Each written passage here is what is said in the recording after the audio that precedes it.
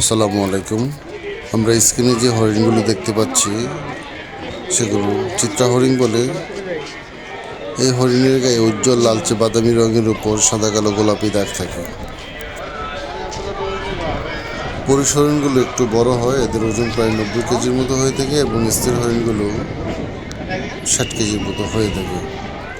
পুরুষ হরিণগুলোর একজোড়া শাখাযুক্ত শিং থাকে। হরিণ সাধারণত দলবদ্ধভাবে থাকতে ভালোবাসে এবং এরা খুব দ্রুত দৌড়তে পারে।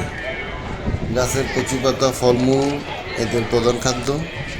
স্ত্রী হরিণগুলো 2 থেকে 3 বছরের মধ্যে প্রজনন ক্ষমতা সম্পন্ন হয় এবং এরা বছরে 1 থেকে 2টি বাচ্চা দিয়ে থাকে। অনেক সময় 6 মাস পর পর 1 থেকে 2টি বাচ্চা দিয়ে থাকে।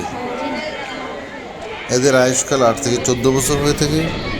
আপনারা যদি বাস্তবে এই হরিণগুলো দেখতে চান তাহলে আমাদের জাতীয় চিড়িয়াখানায় যেতে পারেন। এখানে প্রচুর হরিণ আছে এবং আপনাদের বাচ্চাদেরকে নিয়ে এই হরিণগুলো দেখে আসতে পারেন।